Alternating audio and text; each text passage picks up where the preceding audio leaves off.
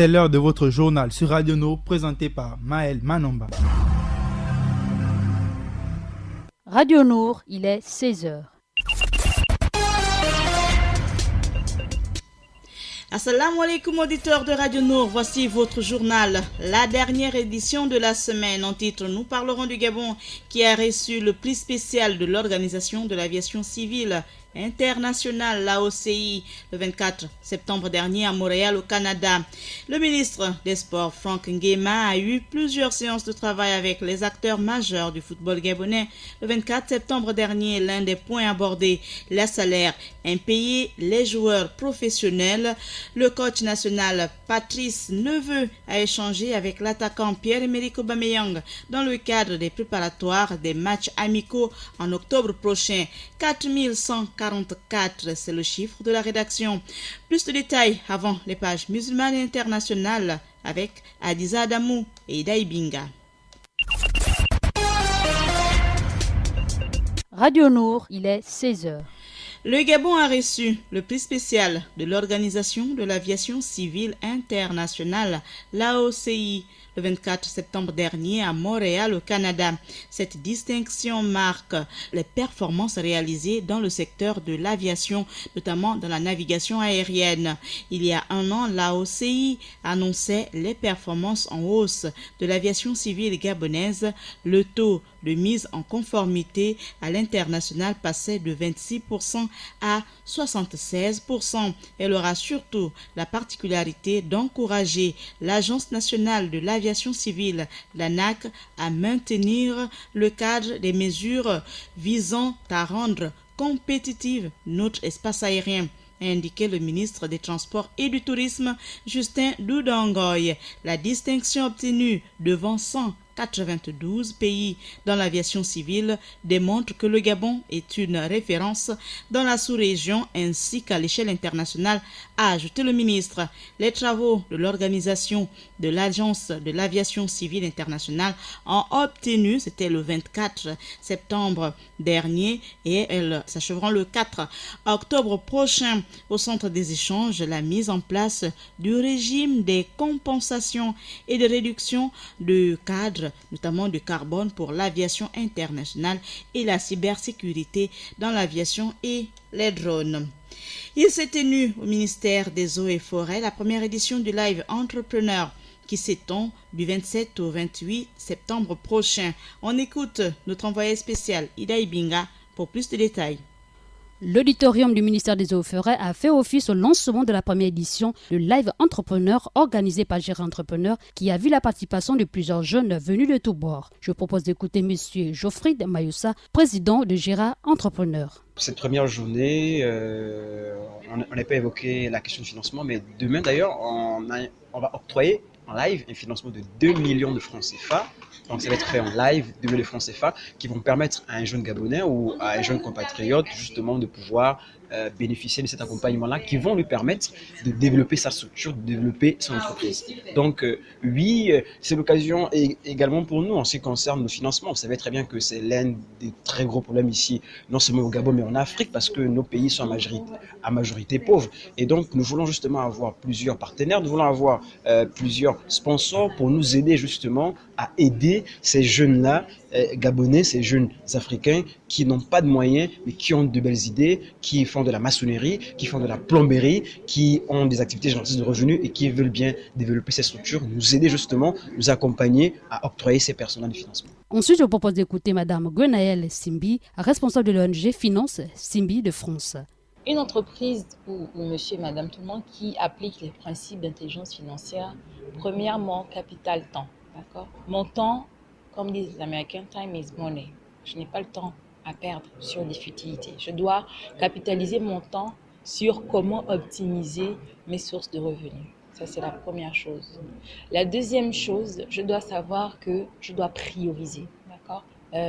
Tout n'est pas utile et nécessaire aujourd'hui.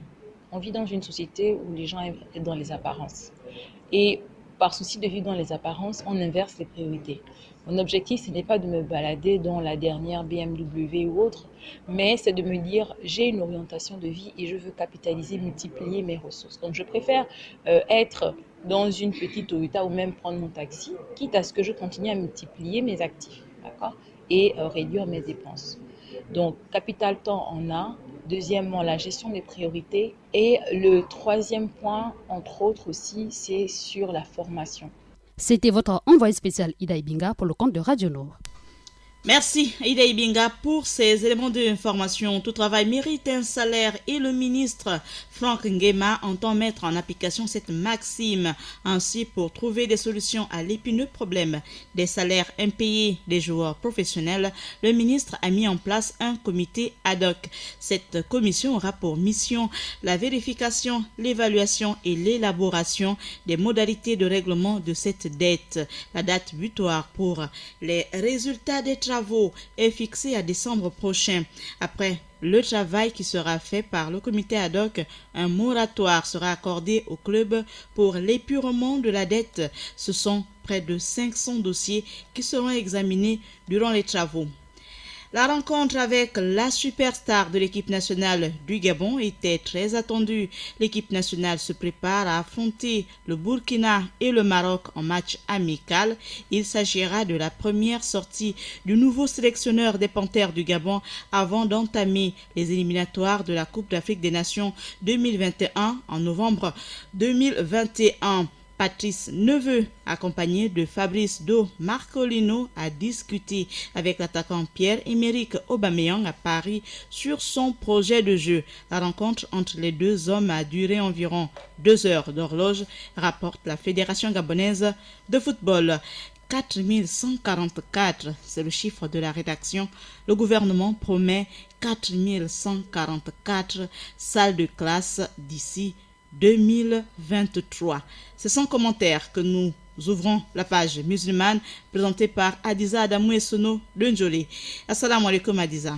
Wa alaikum salam Maël, carte au titre. Au sommaire de la page musulmane du jour, on évoque en Afrique du Sud la visite du prince Harry dans la plus vieille mosquée de la nation Arc-en-Ciel.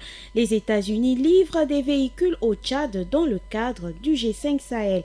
L'Union africaine souhaite reprendre le dossier libyen, puis on terminera avec le Conseil français du culte musulman de France qui salue la mémoire de Jacques Chirac.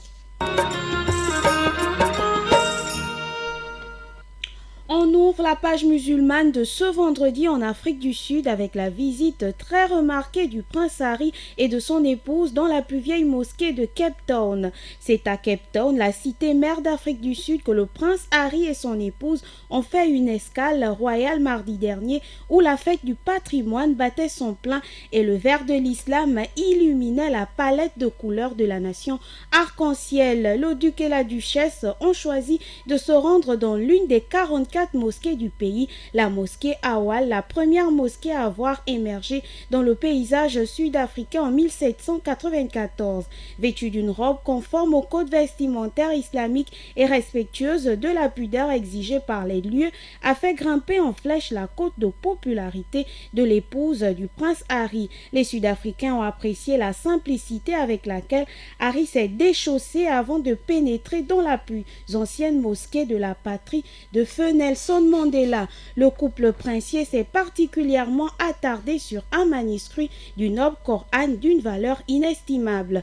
Rédigé par Tuan Guru, un célèbre chef religieux prisonnier politique qui fut incarcéré à Robben Island à la fin du XVIIIe siècle, ce manuscrit Maël précieusement conservé est en effet considéré comme le premier exemplaire du livre sacré de l'islam connu en Afrique.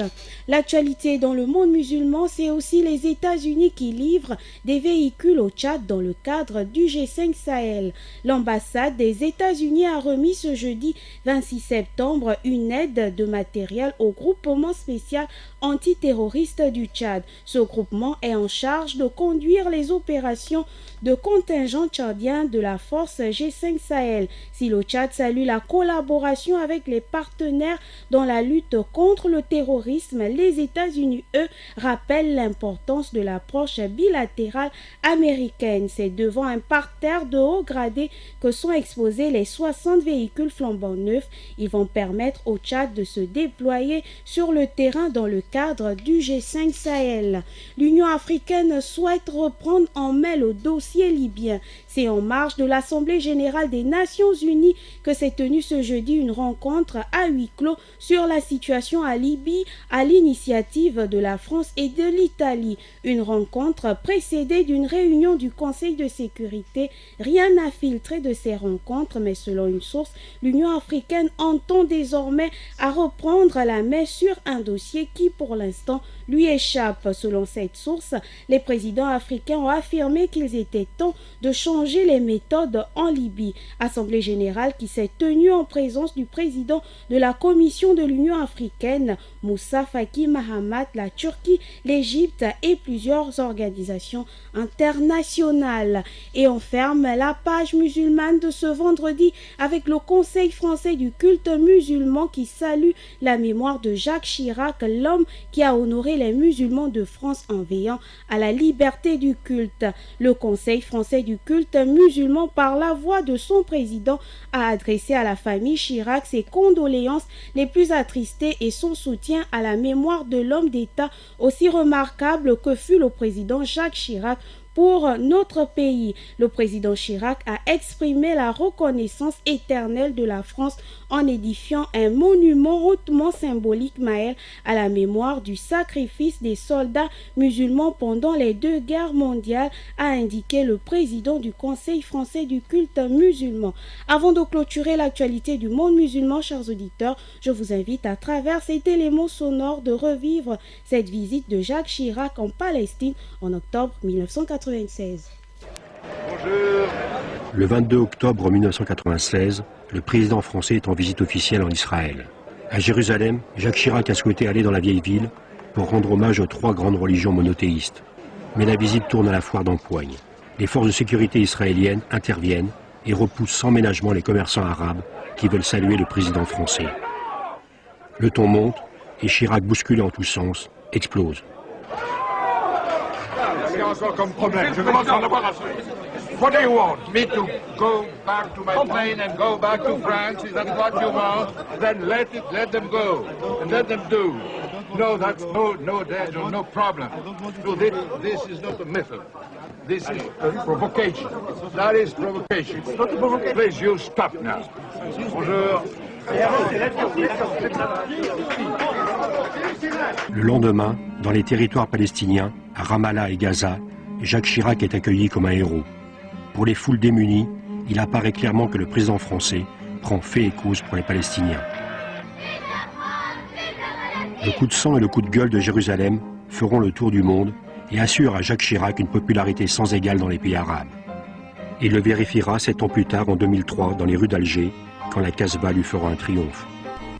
On dit merci à notre confrère de Oumma d'avoir mis à disposition cette archive sonore qui nous rappelle le retentissement de Jacques Chirac contre la brutalité du service de sécurité israélien qui refoulait sans management les Palestiniens de la ville de Jérusalem venus le saluer. Ainsi, chers auditeurs, s'achève l'actualité du monde musulman de ce vendredi. Merci d'avoir écouté. On se retrouve lundi, Inch'Allah, à partir de 16h.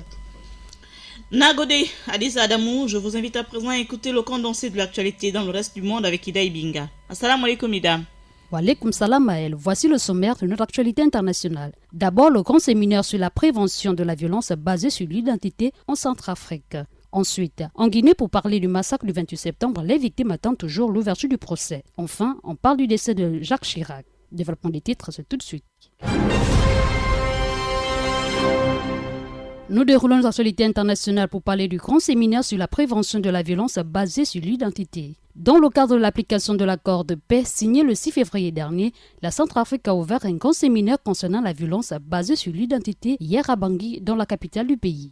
Notons que le directeur général des affaires juridiques et des Centrafricains de l'étranger a dirigé l'ouverture du séminaire pour le renforcement de la lutte contre le crime de génocide et autres atrocités sur le thème violence basée sur l'identité. On peut retenir également que les efforts sur la restauration et la protection des droits humains sont dus au retour de la légalité constitutionnelle par la signature de l'accord de paix et de la réconciliation. Le rattachement avec la Charte des Nations Unies permet à la Centrafrique de trouver une bonne sortie de crise, surtout pour faire régner la paix totale dans le pays. Ajoutons l'actualité africaine qu'en Guinée, le massacre du 28 septembre, les victimes attendent toujours l'ouverture du procès. La Guinée commémore ce samedi 28 septembre les 10 ans du massacre du stade du 28 septembre. Depuis lors, les autorités ont posé des jalons pour organiser un procès contre les auteurs des violences. Mais 10 ans plus tard, ce procès tarde à être organisé, soulignant que plusieurs organisations de la société civile appellent les autorités à accélérer le processus. On revient à l'actualité internationale pour parler du décès de Jacques Chirac. Retenons qu'il est né le 29 novembre 1932 à Paris. Il était un haut fonctionnaire et homme d'État français.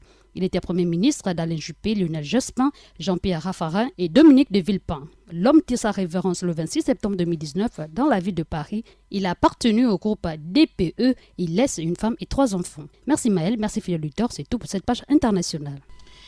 Merci Dibot Ida Ibinga pour ce tour du monde de l'actualité. Rappelons à nos auditeurs que vous retrouverez Ida Ibinga tous les samedis à 14h pour parler d'une musulmane.